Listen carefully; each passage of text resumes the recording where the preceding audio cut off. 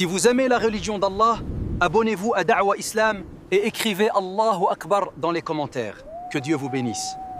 Le jour où Allah posa un voile entre son messager et la haine.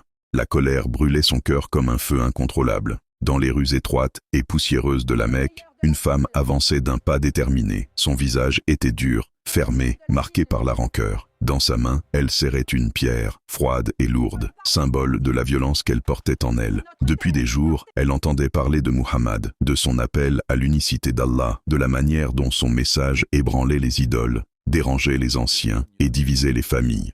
Pour elle, il était devenu l'ennemi à faire taire.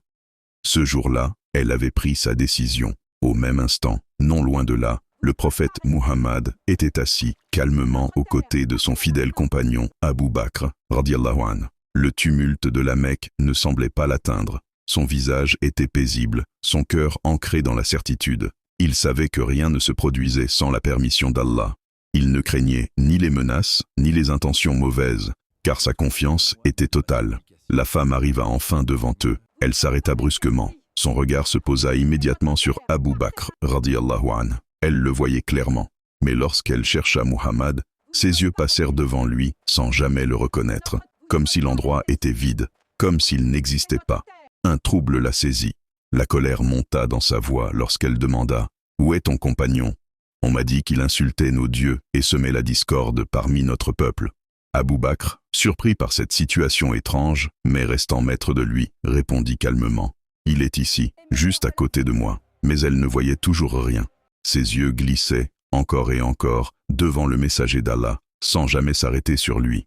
Allah, dans sa sagesse infinie, avait placé un voile entre elle et son prophète. Un voile invisible aux yeux des hommes, mais infranchissable pour la haine. La femme sentit sa détermination se fissurer. Sa main serra la pierre plus fort, mais son cœur vacilla.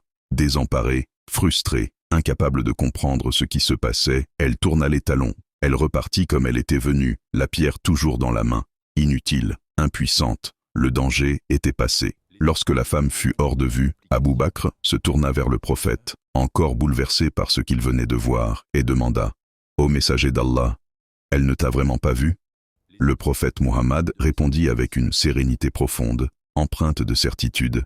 « Allah a placé un voile entre elle et moi. » Ainsi, sans violence, sans affrontement, sans fuite, Allah protégea son messager.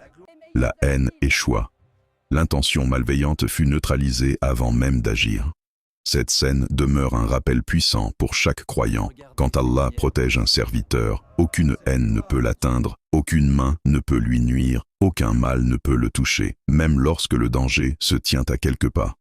Qu'Allah, le tout miséricordieux, renforce notre foi, nous accorde sa protection et nous accueille dans son paradis éternel. Amin.